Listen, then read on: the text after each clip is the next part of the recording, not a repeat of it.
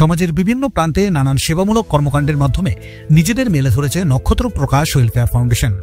সমাজের পিছিয়ে পড়া মানুষদের সাহায্যার্থে এই সংস্থার অবদান ইতিমধ্যেই বিভিন্ন স্তরে সুখ্যাতি অর্জন করেছে।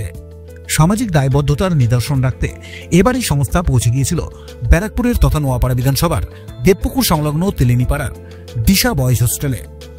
রবিবার সংস্থার উদ্যোগে হোস্টেলের 2য় শ্রেণী থেকে দ্বাদশ শ্রেণীর পড়ুয়াদের শিক্ষা ও খাদ্য সামগ্রী প্রদান করা হলো। কর্মসূচিতে উপস্থিত ছিলেন ওয়ার্ডের সদস্যা শ্রীমতী সুস্মিতা ঘোষ, ক্লাব প্রেসিডেন্ট শ্রী কার্তিক ঘোষ, নক্ষত্র প্রকাশ ওয়েলফেয়ার ফাউন্ডেশনের কর্ণধার শ্রী অনুপ গিরি সহ প্রমুখ কার্যনির্বাহী সদস্যরা।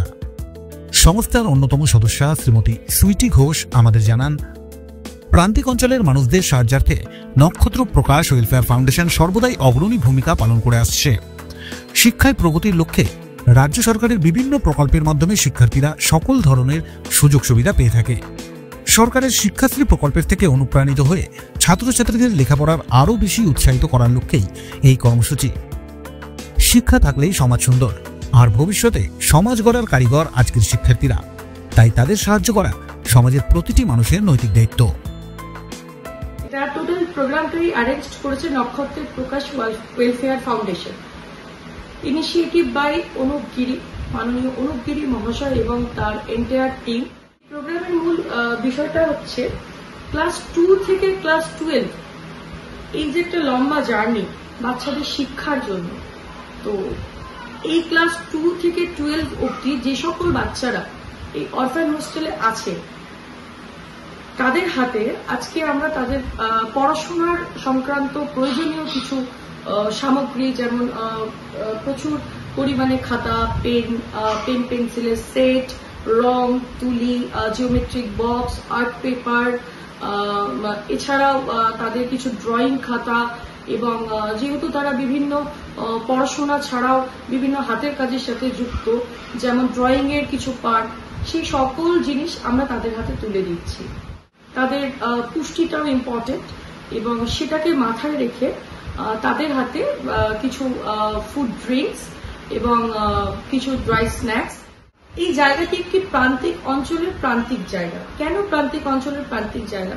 হতে পারে এটা নোয়াপাড়া বিধানসভা 107-এর অন্তর্গত, কিন্তু তার মধ্যেও এটি একটি গ্রাম পঞ্চায়েতের অভ্যন্তরের মধ্যে পড়ছে এবং গ্রাম পঞ্চায়েতের মধ্যেও বিভিন্ন প্রান্তিক এলাকা থাকে।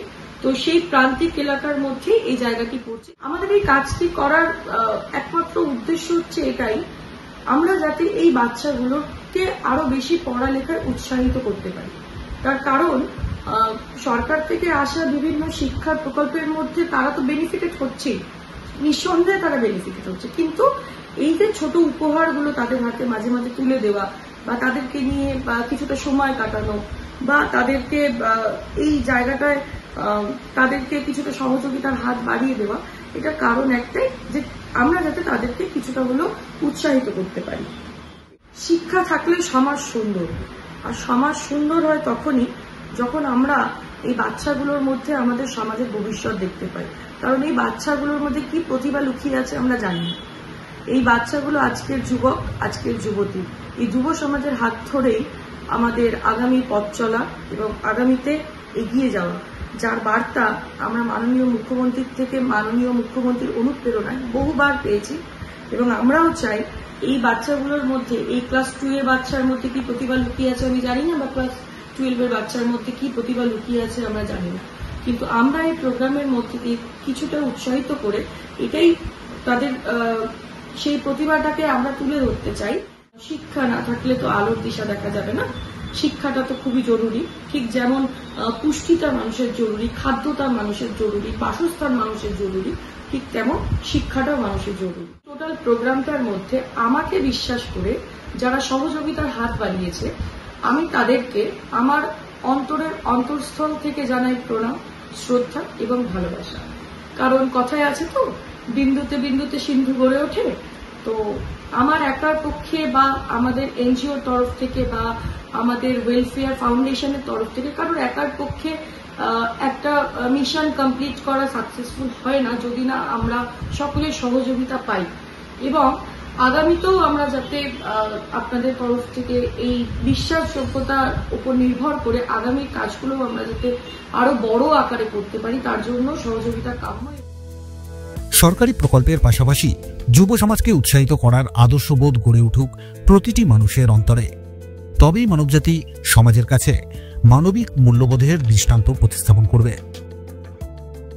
ব্যারাকপুর থেকে রাজু রায়চৌধুরীর রিপোর্ট, আজকের সংবাদ।